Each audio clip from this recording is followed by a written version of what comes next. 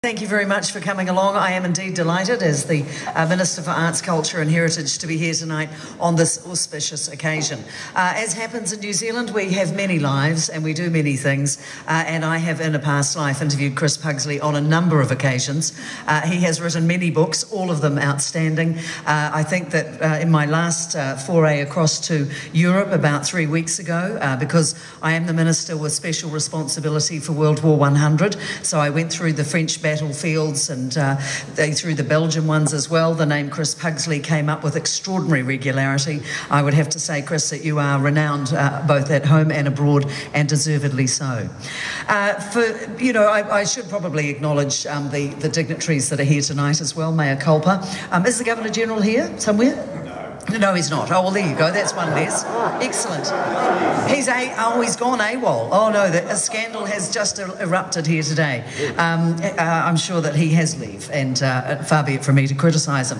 But it is, as I said at the outset, it's an honour to be here because I think that Chris has written very many important books, and this is yet another one in the stellar lineup. This is important for a whole lot of reasons. Previous official histories have covered individual campaigns and individual units, but this is the very first single volume, albeit extremely weighty, at 600 pages, a marvellous scholarly piece of work, but it is the first single volume history of the 2nd Division, which is a remarkable achievement in itself. It also comes at a time of heightened public awareness of New Zealand's military history, particularly with the launch of the First World War centenary, and these commemorations have begun this year and will continue on, I can promise you, without hesitation, for the next 4 years. There is a lot to commemorate, and as I gathered in Europe, the mood is very much for remembrance and for reconciliation.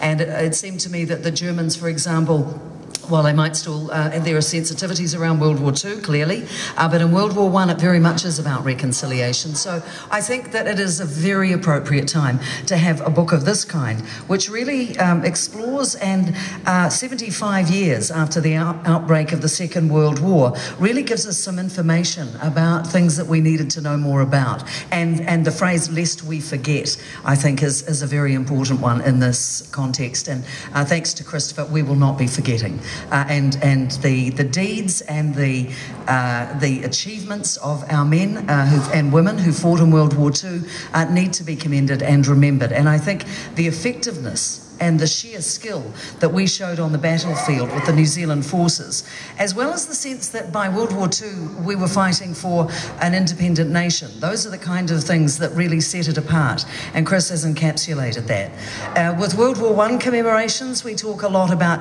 an emerging sense of nationhood. Yes, it was forged in World War I, the crucible of our nationhood, the crucible and the getting together of the Anzacs, which have become such a proud tradition, both here, of course, and across the ditch. But as the head of the division, Lieutenant General Freiberg, we're coming back now to the Second World War, we have to look at the way that that we were regarded. And I think that when he said that these are distinctive New Zealand forces who are proud of their own identity, it did encapsulate how far we had come.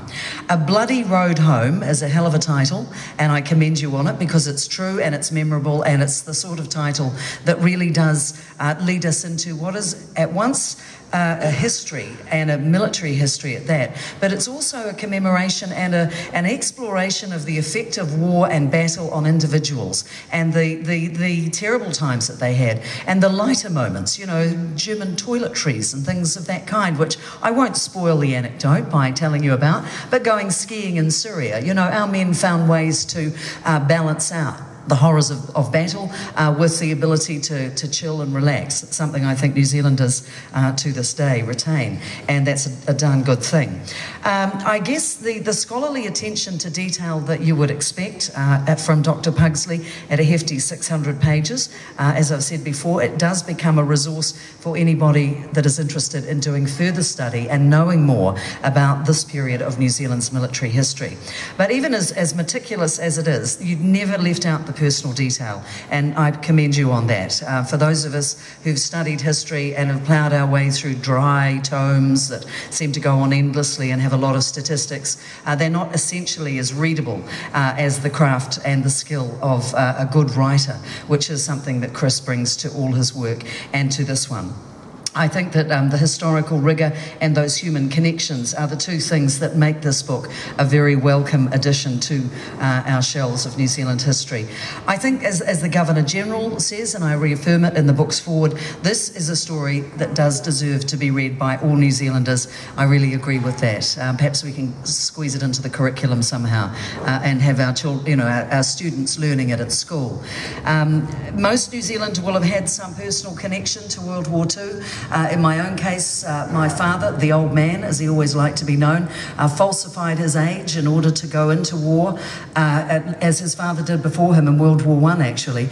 And the adventures and the horrors and the things that occurred to him in the period of time that he served overseas shaped him and made him the man he was, the father he was, and the New Zealander he was. And so I know through my personal connections how much of an impact World War II made on me, as well as on us as a nation. And I'm sure you all have your own stories around that, because New Zealand is a very small country, and that's the way we work, that's the way we roll. As with so many other great New Zealand historical works, this book would not have been possible without some financial assistance, and I'm delighted that the Ministry for Culture and Heritage was able to assist in some small way via the New Zealand History Research Trust Fund. A Bloody Road Home also received very generous support, and I'd like to acknowledge that from the Morrison family. There he is, modestly standing at the back there. But I think, the National Army Literary Fund, which was established by the family, is something that has been of great assistance, and I think will continue to be so. So, in closing, this book is another outstanding achievement from Dr. Chris Pugsley, and it enriches the growing catalogue of New Zealand history, much of which he has contributed to in great detail. So I'm very pleased. There's no ribbon to cut or book to throw in the air or whatever, but I'm delighted now to officially launch A Bloody Road Home and suggest that even if you've got glasses in your hand, you clank something and give him a round of applause, because it's a great work, Chris. Thank you.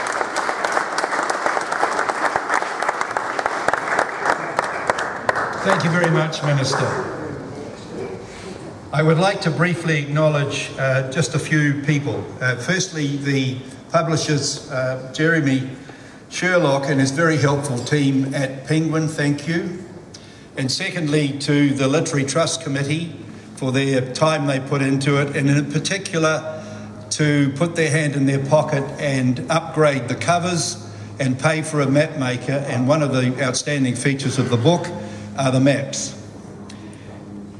Thirdly, to Dr. Pugsley, who's had all this praise so far, can I just say that I think it's an outstanding book on a subject that, as the Governor-General said, needed to be written, and it's about a very important subject. And finally, I'd like to thank Rob Morrison for his very strong support to the Literary Fund and to us in particular for this project.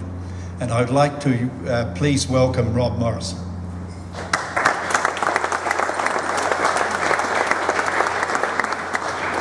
Thank you, David, and thank you, Minister. So I am here to introduce Chris Pugsley, not that he needs an introduction, but more by way of background as to how this book originated. And it started, funnily enough, with another author, Gerald Hensley, who is here tonight, he's come over the hill from Martinborough, and he was giving a lecture based around his book Beyond the Battlefield. And John, my uncle, John Morrison, a lawyer, he had no one to go with, which was pretty much typical of a social calendar. So he said, because you're unemployed, you have to come with me. And he picked on me because he knew I wouldn't have anything else to do at the time. And I went to the lecture, and it was a fascinating lecture. Gerald is a fascinating guy to listen to. The book itself is a fascinating book, and when you spend all your money buying this book, you can spend what other money you have, you can go and buy Gerald's book, assuming it's still being published, Gerald. But in that book, Gerald spoke about the difficulties, or wrote about the difficulties of keeping the New Zealand Division and other parts of the New Zealand Armed Forces at war. And it's fascinating to see basically what was happening in the background, all the things that we don't typically know about. And the particular difficulty, I think, in terms of the New Zealand division was it was fighting as an independent national body within the British Army, and that led to all sorts of difficulties around managing the politics with the British, particularly with the leadership and how the division was used. But a number of times in that speech, Gerald made mention of the fact that both friend and foe, the high regard they had for that fighting force. So at the end of that lecture, I said to John, you know, no one has written a book just on the New Zealand 2nd Division. We have lots of regimental histories. We've got lots of books on individual battles through the war and lots of books on individual soldiers who fought with the division, but there is no one book written on the New Zealand 2nd Division. So I said, let's get this done. And I said, who should write it? And he said, Pugsley. And I said, why? He said, because his portrait hangs in the New Zealand Portrait Gallery. New Zealand is really fortunate to have a number of fantastic authors, and Pugsley, Chris is one of them.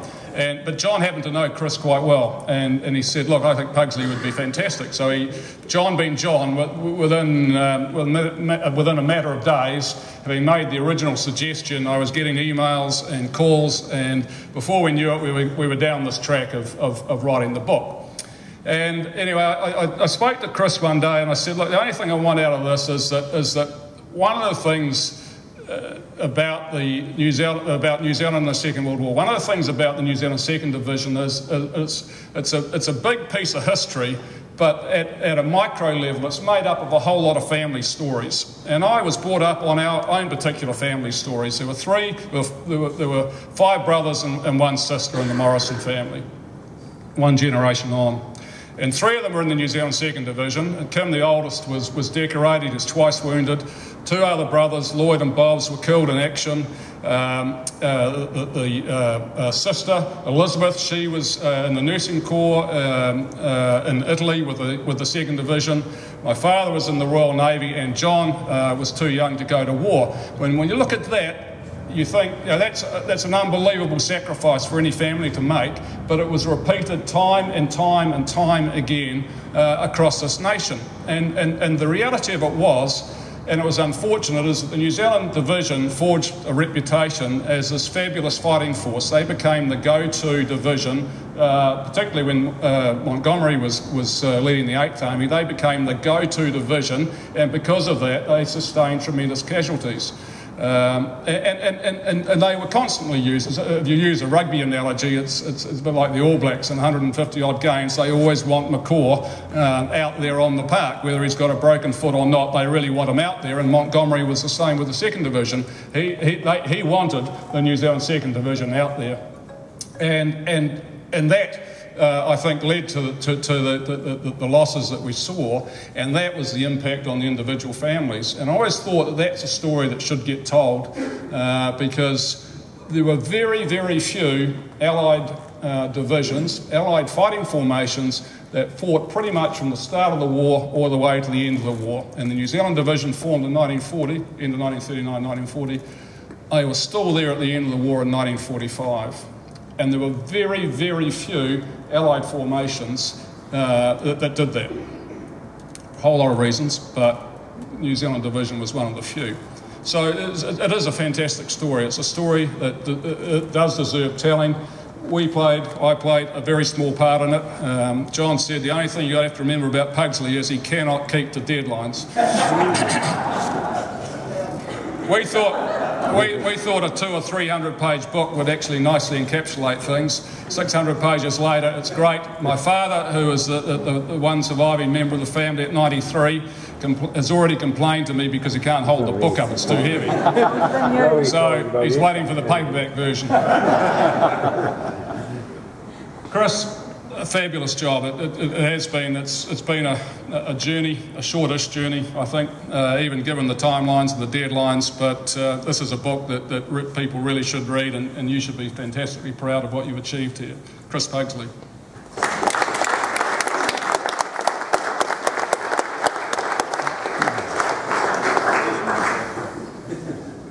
I should say I agree with all of that. Thank you very much. but I'm very conscious in the sense that I'm really a pygmy standing on the shoulders of some giants. And none of this would have been possible, first of all, without John Morrison. This was, and Diane is here, and I'm sure John is listening to this anyway. And when you undertake to write a book, you're always more optimistic than you should be. And but then when I got into it, I realized that in a sense,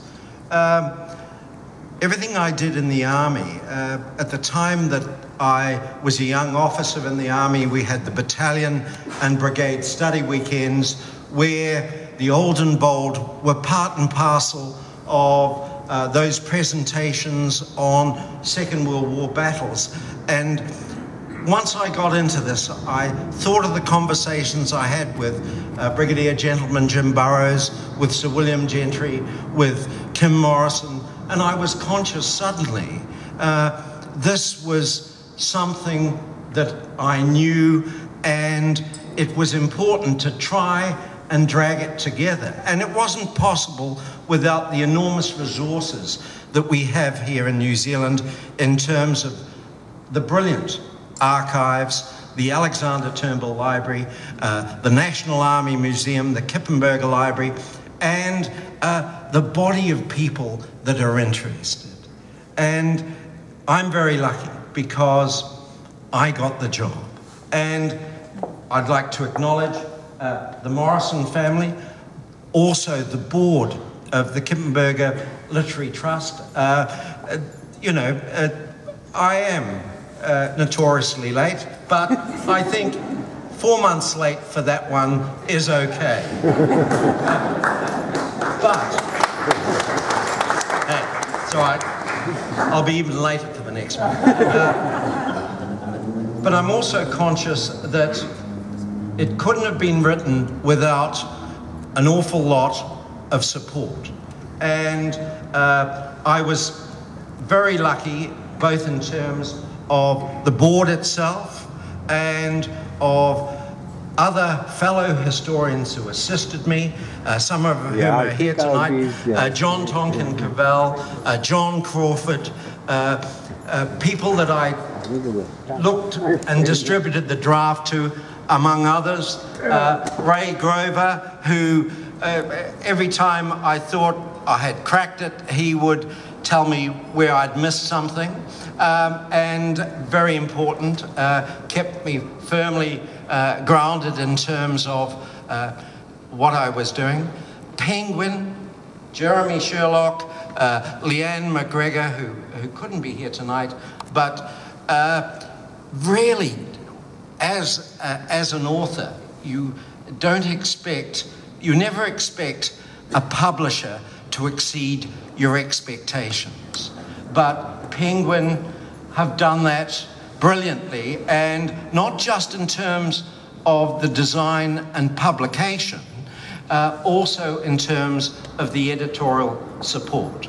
Brian O'Flaherty, Mike Wagg, David Green, and David worked on my From Emergency to Confrontation, and he both was proofreader and did the index here, and as he had done on From Emergency to Confrontation, he went through it and pointed out all the anomalies. He said, you've got Hellman, the same guy, different rank, different years, spelt 4 different ways. Is it the same fellow? And of course it was. But I needed David to point that out to me. There's also Colonel Comma, Paul Curry, who dots every I and crosses every T, and I thank you for that.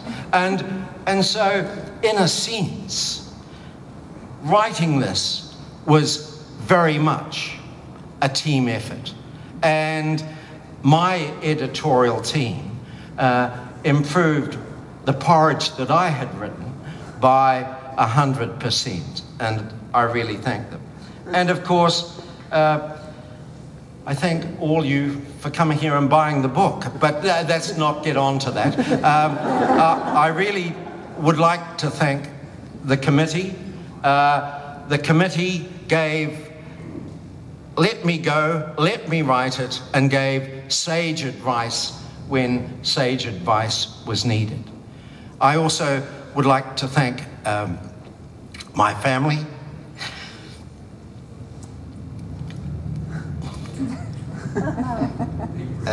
Deep breath.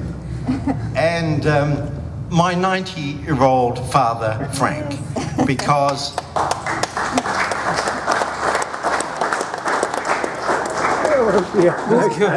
my father, Frank, still travels overseas by himself each year, takes the best out of every day, and every time he goes to Europe, he looks for something that he hasn't done before. And so, you know, with that as an example, I don't think I'll be making those bones, but one enjoys plodding on. But also, my family and Deanna, my wife, they've had to put up with a historian in the family for more years than they care to remember, and I've been very lucky. In fact, I have been very lucky because, in a sense, I didn't write this book. It was given to me in a way that I couldn't refuse. Thank you very much.